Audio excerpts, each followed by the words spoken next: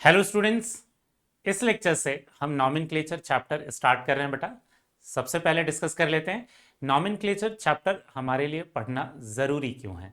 इसके questions NEET के exam में तो आते ही हैं, लेकिन ऑर्गेनिक केमिस्ट्री के दूसरे चैप्टर्स में भी इनके कंसेप्ट की ज़रूरत हमें बार बार पड़ेगी ही, क्योंकि जब वहाँ पर हम दूसरे चैप्टर्स में रिएक्शंस या किसी कंपाउंड की प्रॉपर्टीज़ के बारे में पढ़ेंगे तो कई बार हमें उनका आईयूपीएसी नेम या कई बार हमें उनके कॉमन नेम की ज़रूरत पड़ेगी, और अगर हमें वो नेम नहीं पता होंगे तो हम क्वेश्चन सॉल्व नहीं कर पाएंगे। इसलिए पूरे ऑर्गेनिक केमिस्ट्री को पढ़ने के लिए नॉमेनक्लेचर चैप्टर पढ़ना इंपॉर्टेंट बहुत ज़्यादा है। ठीक, अब ये डिस्कस कर लेते हैं कि इस पूरे चैप्टर को हम कैसे कवर करने वाले हैं। ठीक है बेटा, तो अगर आप यहां देखोगे तो हम जो भी इस चैप्टर है उसमें इस सीक्वेंस में सारे इसके टॉपिक्स को कवर करने वाले हैं। ठीक, जिसमें सबसे पहले दिखेगा बेसिक्स ऑफ ऑर्गेनिक केमिस्ट्री है। इसमें बहुत सारे टर्म्स, ठीक है, या कुछ क्लासिफिकेशन, इन चीज़ों के बारे में पढ़ेंगे, और जो उनकी ज़रूरत सिर्फ इस चैप्टर में नहीं, आगे आने वाले ऑर्गेनिक केमिस्ट्री के बहुत सारे चैप्टर्स में उन टर्म्स की हमें ज़रूरत पड़ने वाली है। ठीक है, तो पहले हम बेसिक्स ऑफ ऑर्गेनिक केमिस्ट्री पढ़ेंगे। जब ये हमारा टॉपिक कंप्लीट हो जाएगा फर्स्ट, तो फिर हम चलेंगे किस पर, नॉमेनक्लेचर पर बेटा। ठीक, और नॉमेनक्लेचर स्टार्ट करेंगे हम सबसे पहले किसके नॉमेनक्लेचर से, एल्केन से, फिर एल्कीन एंड एल्काइन, फिर कंपाउंड्स विद फंक्शनल ग्रुप्स, और फिर एलिसाइक्लिक कंपाउंड्स, और फिर एरोमेटिक कंपाउंड्स। इस सीक्वेंस में हम चलेंगे और इनके आईयूपीएसी नेम और इनके कॉमन नेम के बारे में भी पढ़ेंगे। ठीक, तो इस पूरे चैप्टर में, इस सीक्वेंस में हम कंपाउंड को नेम कैसे देते हैं, इनके रूल्स क्या हैं, ठीक है, कहां से वो नेम्स आए हैं, इनके बारे में हम डिस्कशंस करेंगे। ठीक है, इस चैप्टर की प्रिपरेशन के लिए आपको क्या करना है, यहां पर लेक्चर देखते समय आपको नोट्स तो नोट डाउन करना ही है, लेकिन उसके साथ क्लास वर्क में जो भी क्वेश्चंस होगा, यहां पर जो भी मैं क्वेश्चंस दिया करूंगा आपकी प्रैक्टिस के लिए, आपको वीडियो को पॉज करके, ठीक है, उसके क्वेश्चंस को खुद से सॉल्व करके देखना है। उसके सॉल्यूशंस मैं यहां पर दूंगा ही, लेकिन साथ में हर एक लेक्चर के एंड पर मैं कुछ होमवर्क भी दिया करूंगा, और उन होमवर्क के जो क्वेश्चंस हैं और उनके जो सॉल्यूशंस हैं वो आपको मेरे टेलीग्राम चैनल पर अवेलेबल हो जाएंगे। ठीक है, आप वहां से मैच कर सकते हो। लेकिन अगर आप हर एक लेक्चर को देखने के साथ ही नोट्स मेंटेन करोगे और क्वेश्चन सॉल्विंग करोगे, ठीक है, साथ में जितने भी बुक्स हैं उनमें से जितनी ज्यादा आप क्वेश्चन सॉल्व करेंगे उतना ज्यादा बेटर है। ठीक है, तो स्टार्ट करते हैं हम अपने चैप्टर को। ठीक है, सबसे पहला टॉपिक हम देखने वाले हैं इसमें, क्या, बेसिक्स ऑफ ऑर्गेनिक केमिस्ट्री। पहली चीज, इस बेसिक्स ऑफ ऑर्गेनिक केमिस्ट्री हम टोटल 9 टॉपिक्स पढ़ने वाले हैं, और इन 9 टॉपिक्स को हम ऐसे 4 लेक्चर में कवर करेंगे। हमारा जो लेक्चर 1 होगा उसमें हिस्ट्री और अभी रिप्रेजेंटेशन ऑफ ऑर्गेनिक कंपाउंड के बारे में हम सीखेंगे। लेक्चर 2 में 3, 4, 5 वाला जो टॉपिक है, degree, type of bonds and hybridisation, उसको देखेंगे। लेक्चर 3 में homologous series and functional group, और इसके अलावा क्लासिफिकेशन ऑफ ऑर्गेनिक कंपाउंड से रिलेटेड बहुत सारे टर्म्स हैं जिनको आपको यहां पर सीखना बहुत ज्यादा जरूरी है। ठीक, इसके बाद लेक्चर 4 में हम टाइप्स ऑफ कार्बन पढ़ेंगे, जो टर्म्स हमें हर एक चैप्टर में जरूरत उनकी पढ़ने ही वाली है। और इसके अलावा 9th में हम देखेंगे डिग्री ऑफ क्या, अनसेचुरेशन। ठीक है बेटा, यहां पर डिग्री ऑफ अनसेचुरेशन कवर करने के बाद फिर हम, जब हमारा basics of organic chemistry complete हो जाएगा, तो फिर हम नॉमेनक्लेचर वाले चैप्टर को प्रॉपर तरीके से स्टार्ट करेंगे उसके टॉपिक को। ठीक, तो स्टार्ट करते हैं बेसिक्स ऑफ ऑर्गेनिक केमिस्ट्री। हमें सबसे पहले तो ये जानना जरूरी है कि एक्चुअल में ऑर्गेनिक केमिस्ट्री होता क्या है, और ये ऑर्गेनिक केमिस्ट्री में हम किन चीजों के बारे में पढ़ते हैं और ये कैसे, कहां से आए हैं। ठीक है, तो पहली चीज तो ऑर्गेनिक केमिस्ट्री किसको बोलते हैं। ऑर्गेनिक केमिस्ट्री क्या होती है, study of carbon compounds, study of carbon compounds except its oxide and carbonates।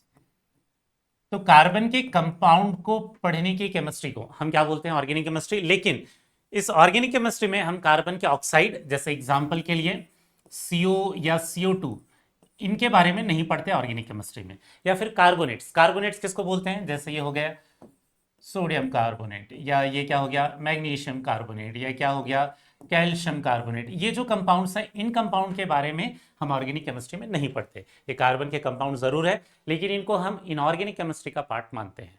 ठीक, तो फिर ये आती है, ये बात आ जाती है कि कार्बन कंपाउंड्स के बारे में एक पूरा का पूरा ऑर्गेनिक केमिस्ट्री का एक पूरी ब्रांच क्यों है, ठीक। तो उसका रीजन है कि कार्बन के जो कंपाउंड्स हैं वो बहुत ज्यादा बनते हैं, ठीक है। Large number of carbon compounds form होते हैं, ठीक है। Large number of carbon compounds बनने के कारण, ठीक है, इतने ज्यादा कंपाउंड बनते हैं कि हमें उन कंपाउंड्स को पढ़ने के लिए एक पूरी की पूरी अलग केमिस्ट्री की ब्रांच पढ़नी पड़ती है, ठीक है। तो पहला ये रीजन हमारे लिए जानना जरूरी है कि large number of carbon compounds जो बनते हैं उनके रीजन क्या है, ठीक है। कौन से ऐसे रीजन है जिसके कारण, ठीक है, बहुत ज्यादा कार्बन के कंपाउंड बनते हैं। तो इसके दो रीजन बहुत ही ज्यादा इंपॉर्टेंट है बेटा, ठीक है। सबसे पहला रीजन तो है इसके लिए जो इंपॉर्टेंट है वो क्या है, टेट्रावैलेंसी, ठीक है। टेट्रावैलेंसी बोलने का मतलब क्या है, टेट्रावैलेंसी कहने का मतलब ये है कि कार्बन की वैलेंसी 4 होती है, ठीक है। तो यहां पर कार्बन की जो वैलेंसी होती है, जब भी कंपाउंड बनाते हैं तो इसकी वैलेंसी कितनी, 4 होती है। मतलब ये एक ही एटम 4 एटम के साथ बॉन्ड बना सकता है, वो चारों एटम सेम भी हो सकते हैं और चारों एटम अलग अलग भी हो सकते हैं, ठीक है। इसके साथ ही एक दूसरा प्रॉपर्टी भी जो है कार्बन का, ये बहुत ही ज्यादा इंपॉर्टेंट है, बहुत ज्यादा large number of organic compound बनाने के लिए, और वो उसे हम क्या बोलते हैं बेटा, कैटिनेशन, ठीक है। तो कैटिनेशन एक्चुअल में क्या है इसको समझते हैं डिटेल में, ठीक है। बहुत इंपॉर्टेंट प्रॉपर्टी है, इसको डिटेल में आगे जाकर हम वैसे पी ब्लॉक एलिमेंट वाले चैप्टर में भी पढ़ेंगे, लेकिन यहां पर भी आपको इसका डेफिनेशन जरूर जानना है, ठीक है। कैटिनेशन किसको बोलते हैं, कैटिनेशन बोलते हैं हम किसे, ability of an atom to form, ठीक है, ability of an atom to form bonds with itself, ठीक है। एक एटम अपने ही जैसे दूसरे एटम के साथ बॉन्ड अगर बना सकता है, उस एबिलिटी को हम बोलते हैं क्या, catenation. With itself to form long chain और रिंग, बहुत एक लंबी चैन बना सकते हैं या रिंग वाले कंपाउंड बना सकते हैं खुद के जैसे दूसरे एटम के साथ बॉन्ड बनाकर। इस एबिलिटी को हम क्या बोलते हैं, कैटिनेशन। और कार्बन में ये एबिलिटी बहुत ज्यादा होती है। एक्चुअल में कैटिनेशन ऐसा नहीं है कि सिर्फ और सिर्फ कार्बन में होता है, कार्बन के अलावा दूसरे भी बहुत सारे एलिमेंट्स हैं जिसमें कैटिनेशन की प्रॉपर्टी होती है, ठीक। लेकिन कार्बन में ये प्रॉपर्टी काफी ज्यादा होती है। जैसे कार्बन के जैसे इसी के ग्रुप के जो दूसरे एलिमेंट है, सिलिकॉन, ठीक है, या टिन, इन एलिमेंट्स में भी, ठीक है, थोड़ी ना थोड़ी कैटिनेशन की प्रॉपर्टी होती है। तो एक्चुअल में कैटिनेशन की प्रॉपर्टी किस पर डिपेंड करती है, कैटिनेशन की प्रॉपर्टी डिपेंड करती है एक दूसरी प्रॉपर्टी पर जिसे हम क्या बोलते हैं, बॉन्ड इंथैल्पी, ठीक है। बॉन्ड इंथैल्पी किसे बोलते हैं बेटा, दो एटम के बीच के जो बॉन्ड्स होते हैं उसको ब्रेक करने के लिए जितनी भी एनर्जी लगेगी, ठीक है, उस बॉन्ड को ब्रेक करने के लिए लगने वाली एनर्जी को हम बोलते हैं बॉन्ड इंथैल्पी। तो एक्चुअल में होता क्या है, जिस एलिमेंट्स के बीच में बॉन्ड इंथैल्पी ज्यादा होती है, मतलब जिस एलिमेंट के बीच के बॉन्ड ज्यादा स्ट्रॉन्गर होते हैं उनको ब्रेक करने के लिए ज्यादा एनर्जी लगती है, मतलब उनकी बॉन्ड इंथैल्पी ज्यादा होती है, उनमें कैटिनेशन की प्रॉपर्टी भी ज्यादा होती है। तो एक्चुअल में कैटिनेशन की प्रॉपर्टी किस पर डिपेंड करती है, बॉन्ड इंथैल्पी पर, ठीक है। और कार्बन के बीच में जो सिंगल बॉन्ड है उसकी बॉन्ड इंथैल्पी काफी ज्यादा होने के कारण ये क्या बना सकते हैं, बहुत ज्यादा कंपाउंड बना लेते हैं, ठीक है। बट इसकी टेट्रावैलेंसी भी बहुत ज्यादा रिस्पॉन्सिबल है अलग अलग कंपाउंड बनाने के लिए, ठीक है। जैसे कार्बन यहाँ कार्बन के साथ ही बॉन्ड बना लेगा, फिर नेक्स्ट वाले कार्बन के साथ बना लेगा, फिर नेक्स्ट वाले कार्बन के साथ बना लेगा, फिर नेक्स्ट वाले कार्बन के साथ बना लेगा, और हर एक कार्बन यहाँ पर अलग अलग एटम के थ्रू भी बॉन्ड बना सकते हैं। तो एक्चुअल में क्या होता है, hundreds and hundreds of carbon एक दूसरे से अटैच होकर एक लंबे चैन बना सकते हैं, ठीक है। और ये लंबी चैन बनाने के कारण, ठीक है, ये इतने ज्यादा अलग अलग तरीके के कंपाउंड्स बना सकते हैं जिनकी कोई काउंटिंग नहीं है, ठीक है। और इसीलिए हम क्या करते हैं, पूरे कार्बन के कंपाउंड्स की केमिस्ट्री को पढ़ने के लिए पूरी की पूरी ऑर्गेनिक केमिस्ट्री देखते हैं, ठीक है बेटा। तो ये तो हमने डिस्कस कर लिया कि एक्चुअल में कार्बन के इतने ज्यादा जो कंपाउंड्स बनते हैं वो कौन से रीजन से बनते हैं, ठीक है। अब ये डिस्कस करते हैं कि एक्चुअल में ये जो ऑर्गेनिक केमिस्ट्री है ये आया कहां से है। तो इसकी हिस्ट्री के बारे में भी थोड़ा बहुत आपको पता रहना चाहिए। ऐसा क्यों, क्योंकि एक्चुअल में ये एनसीईआरटी में भी इंट्रोडक्शन वाले पेज पर इसके बारे में कुछ कुछ चीज़ें दी हुई है और ये आपको पता रहना चाहिए। अगर आपको पता है तो प्रीवियस ईयर में बहुत बार कई बार ऐसे क्वेश्चंस आ चुके हैं जिसमें एनसीईआरटी के इंट्रोडक्शन वाले पेज से ही कई बार आपको क्वेश्चन पूछा हो, बहुत बेसिक से क्वेश्चंस, ठीक है। और इसीलिए इसकी हिस्ट्री के बारे में भी थोड़ा बहुत आपको पता रहना चाहिए। एक्चुअल में क्या था, बहुत पहले एक साइंटिस्ट था, कौन, बर्जीलियस, ठीक है। और जो बर्जीलियस है इसकी स्पेलिंग आपको अलग अलग जगहों पर अलग अलग मिल सकती है, ठीक है। तो ये जो बर्जीलियस जो साइंटिस्ट था इसने एक थ्योरी दी थी और उस थ्योरी को हम क्या बोलते हैं बेटा, वाइटल फोर्स थ्योरी, ठीक है। ये थ्योरी गलत जरूर थी लेकिन उस टाइम पर उसने एक थ्योरी दी थी बहुत पहले, क्या कि ऑर्गेनिक कंपाउंड को बनाने के लिए जो लिविंग ऑर्गेनिजम्स हैं उनके अंदर एक वाइटल फोर्स होता है, वो इंपॉर्टेंट होता है और लिविंग ऑर्गेनिजम्स ही उन चीज़ों को, उन ऑर्गेनिक कंपाउंड्स को बना सकते हैं, ठीक है। बट कुछ टाइम के बाद कुछ साइंटिस्ट ऐसे हुए जिन्होंने बहुत सारे ऑर्गेनिक कंपाउंड, कार्बन के बहुत सारे ऐसे कंपाउंड उनको लेबोरेटरी में ही रिएक्शन से बना दिया और उन रिएक्शंस को बनाने के बाद ये प्रूव हो गया कि एक्चुअल में वाइटल फोर्स थ्योरी गलत है, ठीक है। ऐसी कोई चीज़ नहीं है, एक्चुअल में हम लेबोरेटरी में भी उन कंपाउंड्स को बना सकते हैं, ठीक है। तो उनमें जो सबसे पहला जो साइंटिस्ट था जिसने ये बनाया था वो कौन था, वोलर। और इसीलिए इसे हम इन्हें हम father of chemistry, organic chemistry भी बोलते हैं बेटा, ठीक है। तो वोलर ने क्या किया, एक कंपाउंड लिया, कौन सा, अमोनियम साइनेट, ठीक है। कौन सा कंपाउंड लिया बेटा, अमोनियम साइनेट, ठीक। अब ये जो अमोनियम साइनेट है, ये अमोनियम साइनेट को उसने हीट करके एक्चुअल में एक दूसरा कंपाउंड बनाया, ठीक है। कौन सा, NH2CONH2। बहुत सारे लोगों को ये फॉर्मूला पता होगा, एक्चुअल में किसका फॉर्मूला है बेटा, यूरिया का। तो क्या हुआ, एक्चुअल में पहला कंपाउंड, पहला ऑर्गेनिक कंपाउंड, क्योंकि वो ऑर्गेनिक कंपाउंड है यूरिया, जो लेबोरेटरी में बना वो किसने बनाया, वोलर ने बनाया, ठीक है। बट इनऑर्गेनिक कंपाउंड से बनाया, ठीक। तो इस रिएक्शन के बाद ये सब लोगों को समझ में आने लगा कि हम ऑर्गेनिक कंपाउंड भी लेबोरेटरी में बना सकते हैं। इसके बाद एक साइंटिस्ट हुआ, कौन, कोल्बे। कोल्बे ने सबसे पहले जो लेबोरेटरी है उसमें कौन सा कंपाउंड बनाया, CH3COH, एसिटिक एसिड बोलते हैं हम इसे, या इथेनॉइक एसिड बोलते हैं। ऐसे एक साइंटिस्ट हुआ बर्थेलॉट। बर्थेलॉट ने कौन सा मॉलिक्यूल बनाया, इसने बनाया मीथेन। तो ऐसा नहीं था कि मीथेन, यूरिया या जो एसिटिक एसिड है पहले नहीं बने थे, बने जरूर थे, लेकिन लेबोरेटरी में इन लोगों ने सबसे पहले बनाया। और इनके लेबोरेटरी में बनाने के बाद इतना क्लियर हो गया कि हम लेबोरेटरी में भी बहुत सारे ऑर्गेनिक कंपाउंड बना सकते हैं। और इसके बाद वाइटल फोर्स थ्योरी गलत प्रूफ हो गई। और इसके साथ ही अब हम जितने भी रिएक्शंस पढ़ते हैं, आगे आने वाले ऑर्गेनिक केमिस्ट्री के जो चैप्टर्स हैं जिनमें हम रिएक्शंस पढ़ेंगे, उनमें हम ज़्यादातर रिएक्शन वही पढ़ने वाले हैं जो कि एक्चुअल में लेबोरेटरी में किसी न किसी तरीके से हम दूसरे ऑर्गेनिक कंपाउंड्स बना रहे होते हैं, ठीक है बेटा। तो ये तो हो गया हिस्ट्री से रिलेटेड थोड़ी बहुत चीज़ें, ये कंपाउंड के नेम और इन साइंटिस्ट के नेम आपको ज़रूर पता रहने चाहिए, ठीक है। अब इसके बाद आ जाते हैं ऑर्गेनिक केमिस्ट्री से रिलेटेड बहुत ज़्यादा इंपॉर्टेंट चीज़, और वो क्या है, रिप्रेजेंटेशन ऑफ ऑर्गेनिक कंपाउंड्स, ठीक। रिप्रेजेंटेशन का मतलब क्या है कि एक्चुअल में ऑर्गेनिक कंपाउंड्स का जब हम फॉर्मूला लिखते हैं या उनके बारे में जब कुछ चीज़ें पढ़ते हैं तो उनके लिखने के अलग अलग तरीके हैं, उनको रिप्रेजेंट करने के अलग अलग तरीके हैं, ठीक है। उनमें से 4 तरीके हम इस चैप्टर में पढ़ेंगे।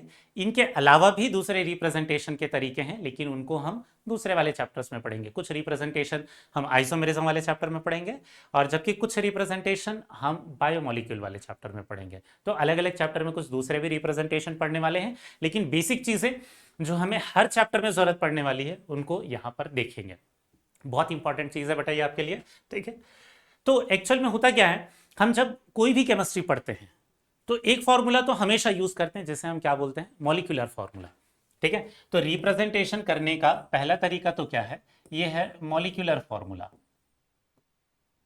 मॉलिक्यूलर फॉर्मूला बताता क्या है, मॉलिक्यूलर फॉर्मूला बताता है कि एक मॉलिक्यूल के अंदर कितने एटम्स प्रेजेंट है, कौन से एटम और कितने नंबर में प्रेजेंट है। एग्जाम्पल के लिए जैसे यहाँ C2H6 ये बता रहे हैं कि एक मॉलिक्यूल के अंदर 2 कार्बन है और 6 हाइड्रोजन है। वैसे ही एक दूसरा फॉर्मूला, ये क्या हो गया, ये हो गया C2H6O। ये बता रहा है कि एक मॉलिक्यूल के अंदर 2 कार्बन है, 6 हाइड्रोजन है और 1 ऑक्सीजन है, ठीक है। ऐसे ही कोई और फॉर्मूला भी हो सकता है, ये हो सकता है C2H3N, ये एक फॉर्मूला हो सकता है। ठीक है, अब इसमें बता रहा है कि एक मॉलिक्यूल के अंदर 2 कार्बन है, 3 हाइड्रोजन है और 1 नाइट्रोजन है। लेकिन फिजिकल और इनऑर्गेनिक केमिस्ट्री पढ़ते समय हम जरूर बहुत ज्यादा मॉलिक्यूलर फॉर्मूला को यूज करते हैं, बट ऑर्गेनिक केमिस्ट्री पढ़ते समय हम इसको उतना ज़्यादा यूज़ नहीं करते। मॉलिक्यूलर फार्मूला की जगह पर दूसरे तरीके के फार्मूला हैं जो हमारे लिए जानना बहुत ज़्यादा ज़रूरी है, क्योंकि हम मॉलिक्यूलर फार्मूला को रेयरली यूज़ करते हैं ऑर्गेनिक केमिस्ट्री में। उसका रीज़न क्या है बेटा, कि एक्चुअल में ये जो मॉलिक्यूल्स हैं, इन मॉलिक्यूल की प्रॉपर्टी के बारे में हमें पता नहीं चलता अगर हम इन मॉलिक्यूलर फार्मूला को देखें। हमें प्रॉपर्टी के बारे में कोई भी प्रेडिक्शन करने के पहले, पढ़ने के पहले ये जानना जरूरी है कि एक्चुअल में उस कंपाउंड के अंदर वो जितने भी एटम्स हैं वो कौन से सीक्वेंस में अरेंज्ड हैं। ठीक है, तो वो सीक्वेंस बहुत ज्यादा इंपॉर्टेंट होता है, क्योंकि एक भी एटम का अगर सीक्वेंस चेंज होता है तो एक्चुअल में उसकी पूरी प्रॉपर्टी बदल जाती है। ठीक है, और इसीलिए मॉलिक्यूलर फॉर्मूला की जगह पर एक दूसरे तरीके का फॉर्मूला है जिसे हम क्या बोलते हैं, कंडेंस्ड स्ट्रक्चरल फॉर्मूला। ठीक है, क्या बोलते हैं बेटा, कंडेंस्ड स्ट्रक्चरल फॉर्मूला। अब ये कंडेंस्ड स्ट्रक्चरल फॉर्मूला क्या है, ये कंडेंस्ड स्ट्रक्चरल फॉर्मूला में कंडेंस मतलब थोड़ा छोटा करके लिखा हुआ है, शॉर्ट करके लिखा हुआ है, बट उसमें स्ट्रक्चरल फॉर्मूला कहने का मतलब है सीक्वेंस ऑफ बॉन्डिंग क्लियर है। ठीक है, हम मॉलिक्यूल को कुछ इस तरीके से लिखेंगे जिससे ये समझ में आ जाएगा कि एक कार्बन के बाद दूसरा एटम कौन सा अटैच है, दूसरे कार्बन के बाद तीसरा एटम कौन सा अटैच है, तीसरे कार्बन के बाद नेक्स्ट एटम कौन सा अटैच है। उसके जब सीक्वेंस के बारे में हमें पता चल जाता है तो उसे हम क्या बोलते हैं, कंडेंस्ड स्ट्रक्चरल फॉर्मूला। एग्जाम्पल के लिए वो जो C2H6 है, उसका जब हम कंडेंस्ड स्ट्रक्चरल फॉर्मूला लिखेंगे तो यहां पर क्या लिख देंगे, CH3CH3, इस तरीके से। कई बार इसके बीच में बॉन्ड भी दिखा देते हैं हम, कार्बन और कार्बन के बीच में इस तरीके से। ठीक है बेटा, तो यहां पर क्या दिख रहा है क्लियरली कि पहला वाला कार्बन के बाद दूसरा कार्बन अटैच है, पहले वाले कार्बन पर 3 हाइड्रोजन है, दूसरे वाले कार्बन पर 3 हाइड्रोजन है, तो इसमें बॉन्डिंग का सीक्वेंस क्लियर है। इसे हम क्या बोलते हैं, कंडेंस्ड स्ट्रक्चरल फॉर्मूला। दूसरा एग्जांपल देखना, जैसे वो C2H6O है, वो 2 तरीके से रिप्रेजेंट हो सकता था एक्चुअल में। ये ऐसा भी हो सकता था CH3O CH3, या फिर CH3CH2OH। अब अगर आप ध्यान से इन दोनों फॉर्मूले को देखोगे, ठीक है, तो दोनों में दिखेगा कि 2 कार्बन है, 6 हाइड्रोजन है और 1 ऑक्सीजन है। लेकिन क्लियरली दिख रहा होगा यहां कार्बन के बाद ऑक्सीजन और उसके बाद कार्बन, जबकि वहां पे कार्बन के बाद कार्बन और फिर ऑक्सीजन। सीक्वेंस बदल गया, सीक्वेंस बदल गया तो उनकी प्रॉपर्टीज में जमीन आसमान का फर्क आ जाएगा। ठीक, और जबकि मॉलिक्यूलर फार्मूला सेम है, मॉलिक्यूलर फार्मूला सेम होने के बाद भी इन दोनों की प्रॉपर्टी एक दूसरे से बहुत ही ज़्यादा अलग है, और इसीलिए ऑर्गेनिक केमिस्ट्री में हम कंडेंस्ड स्ट्रक्चरल फार्मूला को बहुत ज़्यादा यूज़ करते हैं as compared to molecular formula. ठीक है, जैसे C2H3N है, ये कैसा हो सकता था, CH3, और ये हो सकता था CN। मतलब पहले वाले कार्बन में 3 हाइड्रोजन अटैच है, वो कार्बन से अटैच है, और फिर वो नेक्स्ट वाला कार्बन नाइट्रोजन से अटैच है। इस सीक्वेंस के बारे में जो फॉर्मूला बता दे उसे क्या बोलते हैं, कंडेंस्ड स्ट्रक्चरल फॉर्मूला।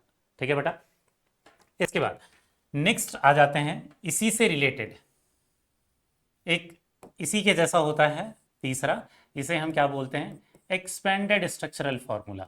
अब ये एक्सपेंडेड स्ट्रक्चरल फॉर्मूला होता क्या है ये समझते हैं। ऊपर वाले को हमने बोला था कंडेंस्ड स्ट्रक्चरल फॉर्मूला, क्योंकि वहां सारे बॉन्ड्स को नहीं दिखाया था, केवल बॉन्ड के सीक्वेंस के बारे में हमें इंफॉर्मेशन मिल रही थी। लेकिन जहां सारे बॉन्ड्स को एक्सपैंड करके दिखा दे, सारे तरीके के बॉन्ड दिखा दे, उसे हम क्या बोलते हैं बेटा, एक्सपेंडेड स्ट्रक्चरल फॉर्मूला। ठीक है, जैसे इस CH3 में ये जो हाइड्रोजन सिंगल बॉन्ड से इस कार्बन पर अटैच है, यहाँ पर अगर हम हर एक बॉन्ड को एक्सपेंड करके दिखा दे, इसे बोलते हैं एक्सपेंडेड स्ट्रक्चरल फार्मूला। जैसे CH3O CH3 है, यहाँ अगर मैं सारे बॉन्ड्स को एक्सपेंड करके दिखा दूँ, ठीक है, तो इसे हम क्या बोलते हैं, एक्सपेंडेड स्ट्रक्चरल फार्मूला।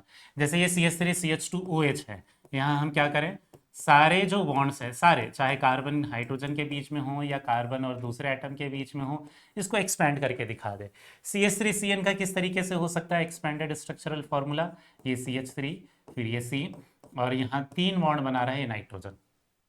जब हम सारे बॉन्ड्स को दिखा दे तो उसे क्या बोलते हैं, एक्सपेंडेड स्ट्रक्चरल फार्मूला। ये बहुत ज़्यादा क्योंकि टाइम कंज्यूमिंग होता है, जब तक कि हमें बहुत ज़्यादा नेसेसरी नहीं होता तब तक हम एक्सपेंडेड स्ट्रक्चरल फार्मूला की जगह पर कंडेंस्ड वाला फार्मूला ही यूज़ करते हैं। ठीक है। लेकिन कई बार आगे वाले चैप्टर्स में जब हम मैकेनिज्म्स पढ़ेंगे, जहां पर बॉन्ड को ब्रेक करना जरूरी हो जाएगा, दिखाना जरूरी हो जाएगा, बॉन्ड का ट्रांसफर, बॉन्ड की इलेक्ट्रॉन ट्रांसफर दिखाना जरूरी हो जाएगा, वहां पर हम एक्सपेंडेड स्ट्रक्चरल फॉर्मूला यूज करेंगे। ठीक है बेटा। अब इसके बाद बहुत ही ज्यादा इंपॉर्टेंट, हमें एक चौथा रिप्रेजेंटेशन सीखना है बेटा, और उस चौथे रिप्रेजेंटेशन को हम क्या बोलते हैं? Bond line notation. ठीक है, पहले ये समझ लेते हैं कि बॉन्ड लाइन नोटेशन है क्या। ठीक है, उसके बाद इस पर बेस्ड क्वेश्चंस करेंगे ताकि ये आपको बहुत ही अच्छे से आ जाए, क्योंकि आगे जाकर हर चैप्टर में और एग्जाम्स में भी आपको बहुत सारे क्वेश्चंस में कंपाउंड को बॉन्ड लाइन नोटेशन के फॉर्म में ही रिप्रेजेंट करके देगा। ठीक, तो बॉन्ड लाइन नोटेशन एक्चुअल में क्या है? अगर आप कुछ एग्जांपल्स देखोगे तो यहाँ कुछ एग्जांपल्स हैं। इस तरीके से जब किसी कंपाउंड को रिप्रेजेंट कर देते हैं ऐसे लाइन के थ्रू, कुछ एटम्स को दिखाते हैं, कुछ एटम्स को नहीं दिखाते, इस रिप्रेजेंटेशन को हम क्या कहते हैं? Bond line notation. तो पहले समझते हैं एक्चुअल में बॉन्ड लाइन नोटेशन है क्या। ठीक है, बॉन्ड लाइन नोटेशन किसको बोलते हैं? तो एक्चुअल में ये एक ऐसा रिप्रेजेंटेशन है जिसमें हम कार्बन को नहीं दिखाते, कार्बन को हम कॉर्नर या एंड ऑफ लाइन से दिखाते हैं, और जब कार्बन से हाइड्रोजन अटैच होगा तो उसे नहीं दिखाते। जैसे इस एग्जांपल में ये जितने कॉर्नर होंगे उतने यहां पर क्या प्रेजेंट होंगे? कार्बन प्रेजेंट होंगे, और उस कार्बन से अटैच्ड हाइड्रोजन को नहीं दिखाते। लेकिन कोई और एटम से अगर हाइड्रोजन अटैच है या कोई और एटम है तो जरूर दिखाते हैं। ऑक्सीजन को दिखाया है, ऑक्सीजन से अटैच्ड हाइड्रोजन को भी दिखाया है, यहाँ क्लोरीन को भी दिखाया है, बट कार्बन से अटैच्ड वाले हाइड्रोजन को नहीं लिखते। ठीक है, पहले कुछ इसका कंडीशन लिख लेते हैं, बॉन्ड लाइन नोटेशन कैसे रिप्रेजेंट करना है, फिर इसको डिटेल में एग्जांपल के थ्रू समझेंगे। ठीक है बेटा। तो बॉन्ड लाइन नोटेशन एक्चुअल में क्या है? बॉन्ड लाइन नोटेशन ऐसा रिप्रेजेंटेशन है जिसमें carbon is shown by corner और end of a line, corner और एंड ऑफ अ लाइन। पहली चीज तो ये। ठीक है, दूसरी चीज कि कॉर्नर और एंड से दिखाते हैं, लेकिन symbol of carbon and hydrogen attached with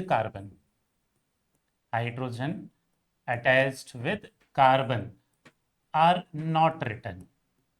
carbon के सिंबल को नहीं लिखते और कार्बन से जो अटैच्ड हाइड्रोजन है उसके सिंबल को नहीं लिखते, अदरवाइज बॉन्ड्स को जरूर दिखाते हैं। ठीक है, अब एग्जांपल से समझते हैं। ठीक है, यहां देखना बेटा, ये कुछ एग्जांपल्स हैं यहां पर बॉन्ड लाइन नोटेशन के।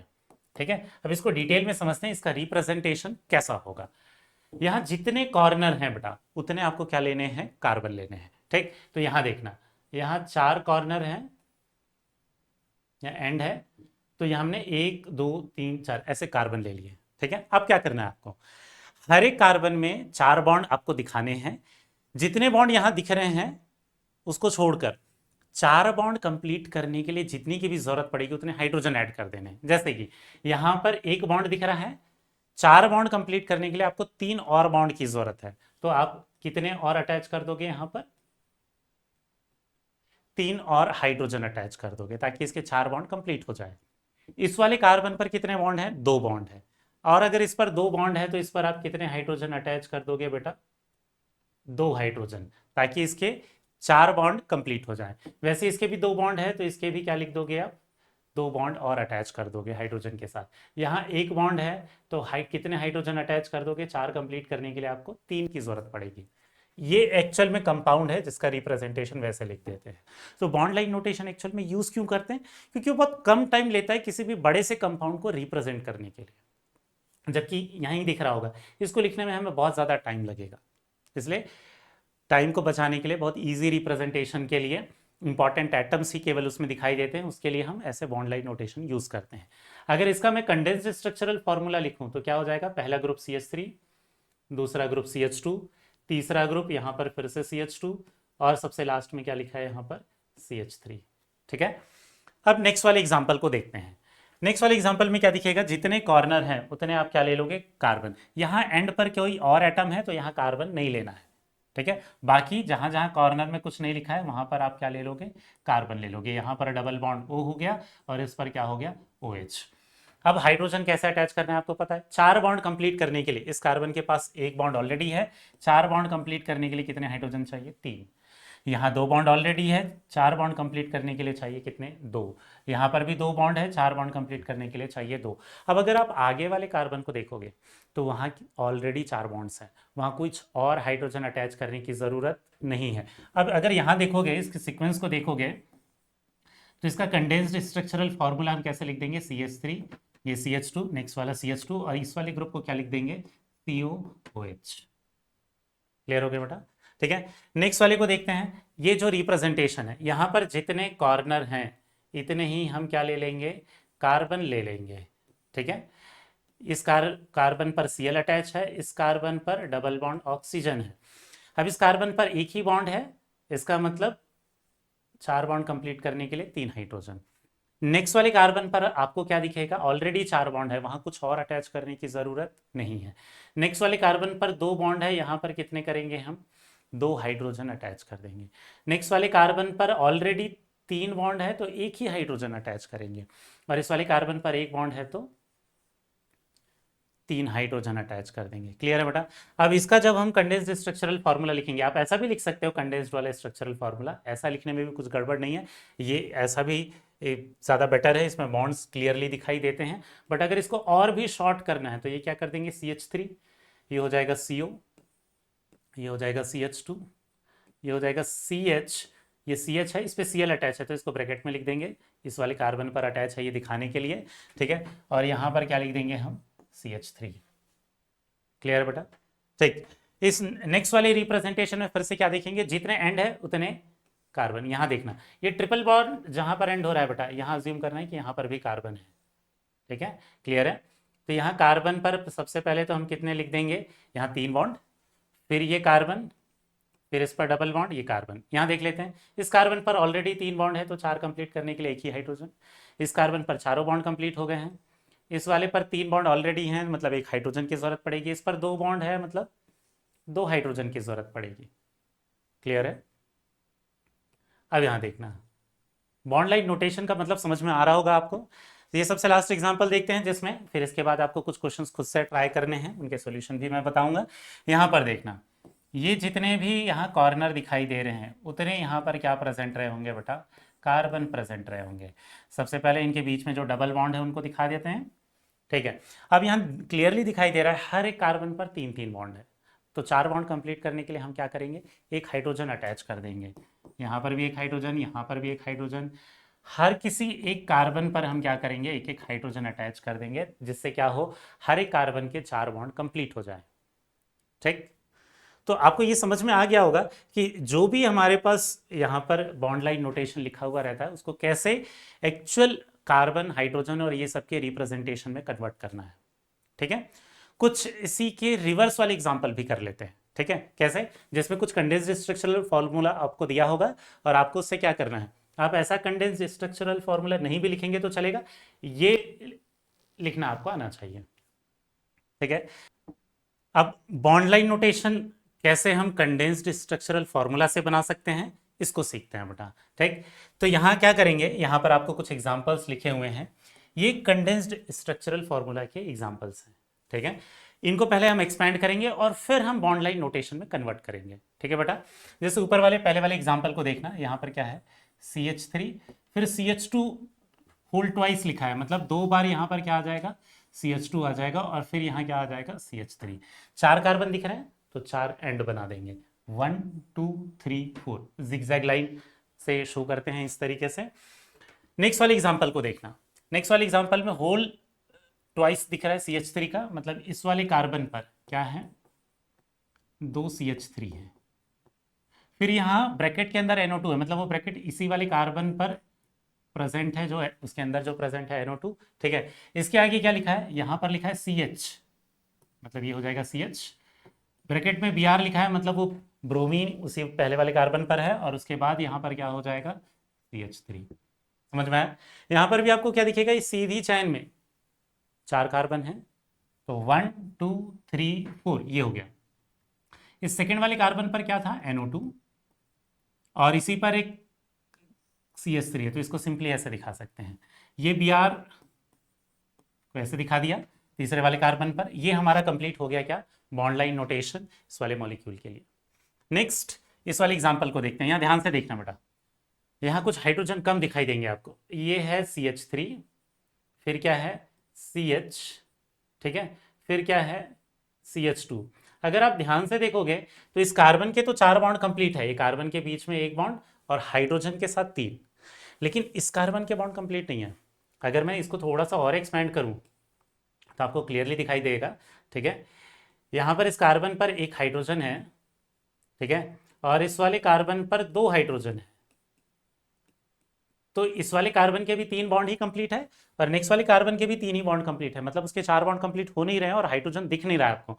मतलब यहाँ पर क्या प्रेजेंट रहा होगा, यहाँ पर एक्चुअल में एक और डबल बॉन्ड प्रेजेंट रहा होगा, तब जाके इन दोनों के क्या कंप्लीट हो जाएंगे, 4 बॉन्ड कंप्लीट हो जाएंगे। क्लियर है बेटा। तो ऐसे अगर आपको कहीं पर ये हाइड्रोजन लिखा है लेकिन कुछ हाइड्रोजन कम लग रहे हैं, इसका मतलब वहाँ पर मल्टीपल बॉन्ड प्रेजेंट होंगे। अब इसको कैसे लिख सकते हैं, ये हो गया CH3, ये इसका बॉन्ड लाइन नोटेशन अगर लिखना है तो यहाँ कितने कार्बन हो गए, 1 2 3, 1 2 3, और यहाँ पर क्या हो जाएगा, डबल बॉन्ड। क्लियर हो गया, ये इस मॉलिक्यूल के लिए बॉन्ड लाइन नोटेशन हो गया, ठीक है बेटा। अब इसके बाद कुछ और एग्जांपल्स को डिस्कस करते हैं। यहाँ पर CH3CCH दिखा है, यहाँ फिर क्या लिखते हैं देखना, CH3 ये हो गया, फिर ये C और फिर ये CH। अब अगर ध्यान से देखोगे तो पहले वाले कार्बन के फिर से चारों बॉन्ड कंप्लीट हैं, लेकिन सेकंड वाले कार्बन के 2 ही बॉन्ड कंप्लीट है और बाद वाले कार्बन के भी 2 ही बॉन्ड कंप्लीट हैं। तो 4 बॉन्ड करने के लिए हमें 2 बॉन्ड और लगाने पड़ेंगे यहाँ पर। तो यहाँ एक्चुअल में क्या प्रेजेंट रहा होगा, ट्रिपल बॉन्ड प्रेजेंट रहा होगा।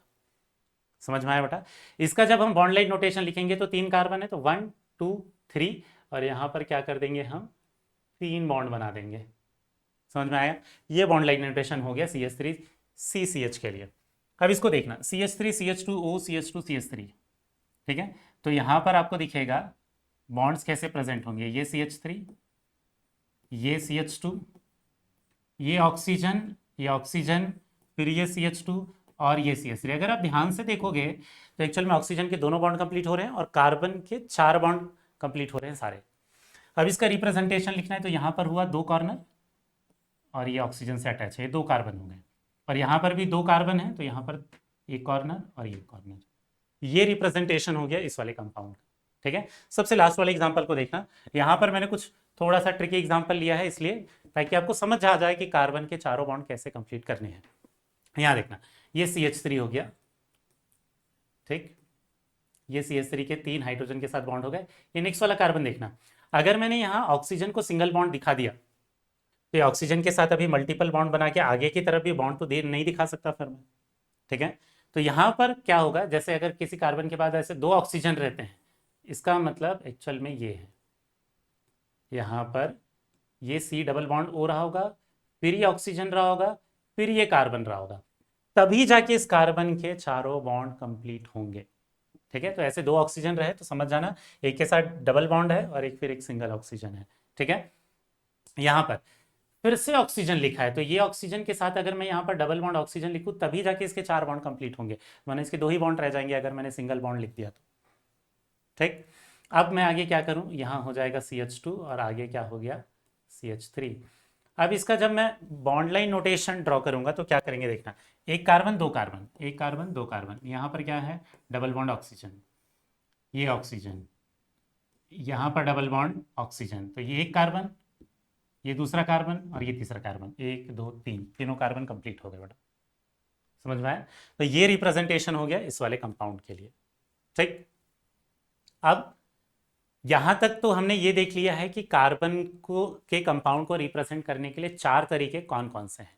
2 बहुत ज़्यादा यूज होते हैं, एक होता है कंडेंस्ड स्ट्रक्चरल फॉर्मूला और दूसरा ये बॉन्ड लाइन नोटेशन, क्योंकि ये शॉर्टकट तरीका है, ठीक है। कंपाउंड को रिप्रेजेंट करने के और भी तरीके होते हैं बेटा, जैसे वेज डैश फार्मूला, ठीक है, फिशर प्रोजेक्शन, ये सब चीज़ें हम दूसरे वाले चैप्टर्स में सीखेंगे। ये बेसिक चीज़ें लेकिन आपको ज़रूर आनी चाहिए, ठीक है। आपको भी क्या करना है क्लास में, ठीक है।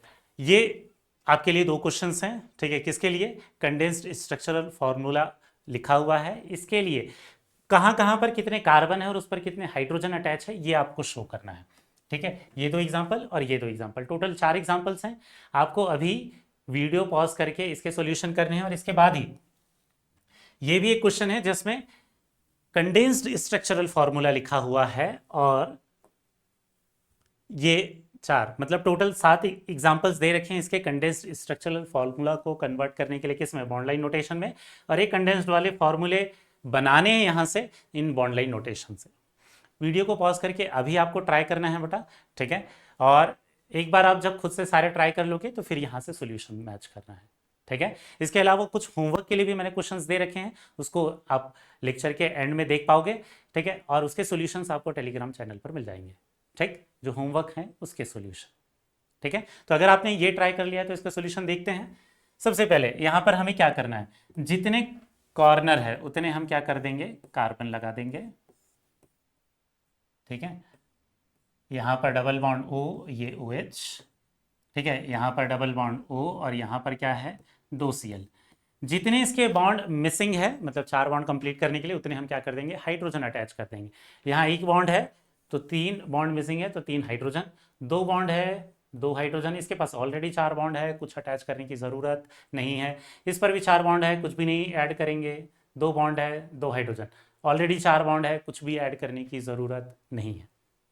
क्लियर है बेटा, ठीक है। बस आपको इस तरीके का रिप्रेजेंटेशन शो करना है, क्लियर है। अब दूसरे वाले में देखते हैं। वैसे इसको कंडेंस करके और भी लिख सकते हैं, ठीक है, लेकिन ये मेन पार्ट अभी आपको सीखना है, इतना कन्वर्सन आपको सीखना है, ठीक है। यहाँ पर क्या करेंगे, जितने यहाँ पर एंड है, जैसे ये ट्रिपल बॉन्ड है, यहाँ पर भी कार्बन रहा होगा, फिर ये एंड पर कार्बन, फिर ये कॉर्नर पे कार्बन, ये कार्बन, और ये कार्बन पर क्या रहा होगा, मल्टीपल बॉन्ड, ठीक है। इस पर 3 बॉन्ड है मतलब 1 हाइड्रोजन रहा होगा, इस पर 4 बॉन्ड कंप्लीट है, इस पर 2 बॉन्ड है तो 2 हाइड्रोजन, 2 बॉन्ड है तो 2 हाइड्रोजन, उस पर 3 बॉन्ड है मतलब 1 हाइड्रोजन, और इस पर 2 बॉन्ड है मतलब 2 हाइड्रोजन इसके बीच में उसके साथ में प्रेजेंट रहेंगे, ठीक है। ये रिप्रेजेंटेशन हो गया बेटा किसका, सेकेंड वाले मॉलिक्यूल का। नेक्स्ट 2 मॉलिक्यूल के लिए और देखते हैं। यहाँ पर क्या करेंगे, जितने कॉर्नर्स आपको दिखाई दे रहे हैं, ठीक है, आपको क्या करना है, उतने कार्बन आपको ऐड कर देने हैं। यहाँ पर NO2 अटैच है और नीचे वाले में क्या अटैच है, NH2 अटैच है। यहाँ पर मैं NH2 लिख दूंगा, ठीक है। अब जितने बॉन्ड मिसिंग है उतने हाइड्रोजन अटैच कर देंगे। 1 बॉन्ड है 3 हाइड्रोजन, 1 बॉन्ड है 3 हाइड्रोजन, 3 बॉन्ड है 1 hydrogen, 3 bond 1 hydrogen, 3 bond 1 hydrogen, 3 bond 1 hydrogen, 2 bond 2 hydrogen, 2 bond 2 hydrogen. समझ में आया। ये रिप्रेजेंटेशन एक्चुअल में सारे एटम को हमने रिप्रेजेंट कर दिया यहाँ पर इस कंपाउंड के अंदर जितने भी हैं। 4th वाले में देखते हैं बेटा।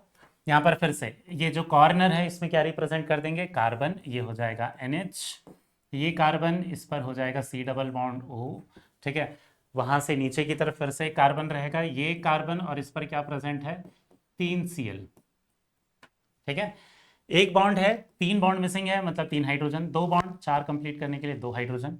NH में कुछ भी करने की जरूरत नहीं है क्योंकि वहां पर हाइड्रोजन नाइट्रोजन से अटैच है।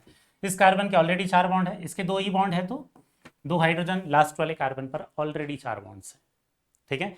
ये रिप्रेजेंटेशन हो गया कि बॉन्ड लाइन नोटेशन को देखकर आप बता पाओगे क्या कि उसमें कितने कार्बन है और उसमें से कितने हाइड्रोजन अटैच है, ये आपको सीखना था बेटा, ठीक है।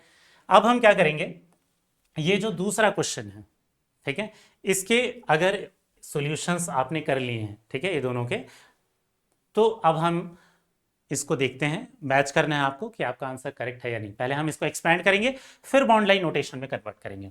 यहां पर देखना ये क्या लिखा है, CH3, फिर CH2 होल थ्राइस लिखा है, मतलब कितने CH2 रहेंगे बेटा, यहां पर 3 CH2, ठीक है। CH2 जब भी रहे तो आगे चैन लेते जाना है, यह यहाँ पर ब्रांचिंग जैसे नहीं ले लेना है, ठीक है, ये नहीं करना है। CH2 रहेगा तो आगे आगे लेना है, ठीक। फिर सबसे लास्ट में यहाँ क्या प्रेजेंट रहेगा, CH3। तो टोटल इसमें कितने कार्बन हो गए बेटा, 5 कार्बन हो गए, तो 5 कॉर्नर दिखा देंगे, 1 2 3 4 5 हो गया। ये रिप्रेजेंटेशन हो गया हमारा बॉन्ड लाइन नोटेशन, ठीक है। इसके बाद दूसरे एग्जाम्पल के सॉल्यूशन को देखते हैं। यहाँ पर पहले एक्सपैंड कर लेते हैं इसे। ये हो जाएगा CH3, फिर ये हो जाएगा CH, ब्रैकेट में क्या लिखा है ये OH, फिर ये हो जाएगा CH, फिर यहाँ पर ब्रैकेट में लिखा है Cl, मतलब इस पर अटैच है, और ये क्या हो जाएगा CH3। 4 कार्बन दिख रहे हैं तो 4 पहले कॉर्नर शो कर देते हैं, 1 2 3 4। सेकेंड वाले कार्बन पर क्या प्रेजेंट है, OH, थर्ड वाले कार्बन पर क्या प्रेजेंट है, Cl, ये हो गया, ठीक है बेटा। थर्ड वाले एग्जाम्पल को देखते हैं, इसको एक्सपेंड कर लेते हैं। ये क्या दिख रहा है, सी एच, ये सी एच और होल ट्वाइस दिख रहा है, मतलब इस सी एच पर कितने अटैच हैं, 2 CH3 अटैच हैं। ठीक, फिर यहाँ पर हो जाएगा CH2, ये हो जाएगा C, ये एक्चुअल में क्या हो जाएगा, C डबल बॉन्ड O। ठीक, हमने बोला था 4 बॉन्ड कंप्लीट करने हैं। अगर मैं सिंगल बॉन्ड यहाँ लिख दूंगा ऑक्सीजन के साथ तो उसके 4 बॉन्ड कंप्लीट नहीं होंगे। क्लियर है बेटा, ये एक्सपेंशन हो गया। अब इसको हम बॉन्ड लाइन नोटेशन में कन्वर्ट करेंगे। 1 2 3 4 5 कार्बन ड्रॉ करने, 1 2 3 4 5। फोर्थ वाले कार्बन पर C डबल बॉन्ड O है और सेकंड वाले कार्बन पर CH3 है, तो यहाँ पर ऐसा। समझ में आ गया बेटा। नेक्स्ट वाले जो क्वेश्चंस हैं उनके भी सॉल्यूशन देखते हैं। ये जो पहला वाला हमारा एग्जांपल है, ठीक है, इसे एक्सपेंड कर लेते हैं, मतलब फोर्थ वाला जो है, यहाँ पर कर लेते हैं C, यहाँ पर CH3 होल थ्राइस दिख रहा है। ठीक है, तो 3 CH3 लगा देंगे यहाँ पर और इस कार्बन पर एक चौथा बॉन्ड रहेगा किसके साथ, Cl के साथ। अब इसका बॉन्ड लाइन नोटेशन कैसे करें, ये कार्बन, ये कार्बन और ये बीच वाला कार्बन, और यहाँ पर क्या अटैच है, Cl।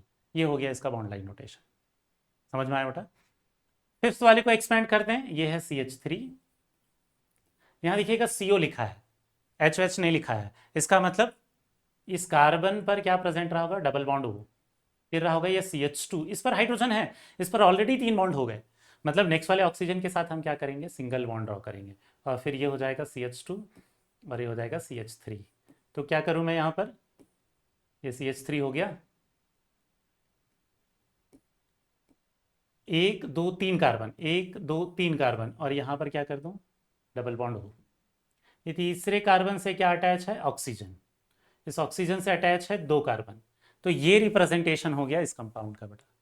ठीक है, अब हम देखते हैं सिक्स्थ वाले को। मेरे हिसाब से आपको अब समझ में आ रहा होगा कि एक्चुअल में बॉन्ड लाइन नोटेशन कैसे लिखना है या बॉन्ड लाइन नोटेशन से कैसे हम कन्वर्ट कर सकते हैं। ठीक है, ये देखना, CH3, ये हो गया CH, ये हो गया CH और ये हो गया COOH, मतलब 2 रहेंगे तो एक के साथ हमने बोला था डबल बॉन्ड हो रहेगा और एक के साथ सिंगल बॉन्ड हो रहेगा और ये रह जाएगा H। अब अगर ध्यान से देखोगे तो ये सेकंड और थर्ड वाले कार्बन में आपको 3 ही बॉन्ड दिखेंगे, तो इसके 4 बॉन्ड कंप्लीट करने के लिए हम क्या करें, यहाँ पर एक्चुअल में मुझे डबल बॉन्ड लेना पड़ेगा, अदरवाइज उसके 4 बॉन्ड कंप्लीट नहीं होंगे। ठीक, अब हम क्या करते हैं, इसके बॉन्ड लाइन नोटेशन ड्रॉ करते हैं। 1 2 3 4 कार्बन, 1 2 3 4 कार्बन, यहाँ पर चौथे वाले कार्बन पर C डबल बॉन्ड O और ये OH, और यहाँ सेकंड और थर्ड कार्बन के बीच में क्या रहेगा बेटा, मल्टीपल बॉन्ड। समझ में आ रहा होगा आपको क्यों किया है वो मल्टीपल बॉन्ड वहां पर ऐड। सबसे लास्ट वाला एग्जाम्पल, ठीक है, ये सेवंथ वाला जो है, ठीक, इस सेवंथ वाले को फिर से एक्सपेंड करते हैं। ये हो जाएगा CH3, ये हो जाएगा CH2, फिर ये हो जाएगा C, 2 ऑक्सीजन है तो एक के साथ डबल बॉन्ड, एक के साथ सिंगल बॉन्ड, और ये हो जाएगा C डबल बॉन्ड O और ये हो जाएगा CH3। अब इसका जब हम बॉन्ड लाइन नोटेशन ड्रॉ करेंगे तो 1 2 3 कार्बन, 1 2 3 कार्बन, इस पर क्या है, डबल बॉन्ड ऑक्सीजन। इस तीसरे कार्बन के बाद भी क्या है, एक मिनट, सेकेंड कार्बन पर मैंने डबल बॉन्ड ऑक्सीजन लगा दिया। ठीक है, 3 कार्बन लेते हैं, 1 2 3, 3 कार्बन हो गए, ये तीसरे कार्बन पर क्या है, डबल बॉन्ड ऑक्सीजन है, फिर ये ऑक्सीजन, फिर ये कार्बन था। ठीक है, तो ये कार्बन पर ये डबल बॉन्ड ऑक्सीजन और यहाँ से फिर से क्या करें, एक कार्बन इधर बढ़ा दें। तो ये वाला जो रिप्रेजेंटेशन है वो किसका हो गया बेटा, इस वाले मॉलिक्यूल का हो गया। क्लियर हो गया। ठीक है, तो यहाँ तक हमने ये पढ़ लिया है कि नॉमेनक्लेचर में जो पहला वाला टॉपिक था, बेसिक्स ऑफ ऑर्गेनिक केमिस्ट्री, ठीक है, इसमें हमने 2 टॉपिक पढ़ लिए हैं। पहला था हिस्ट्री के बारे में और दूसरा है रिप्रेजेंटेशन ऑफ ऑर्गेनिक कंपाउंड। अब आपको इसकी और प्रैक्टिस करने के लिए क्या करना है बेटा, यहाँ मैं कुछ क्वेश्चंस दे रहा हूँ, ये होमवर्क वाले क्वेश्चंस हैं।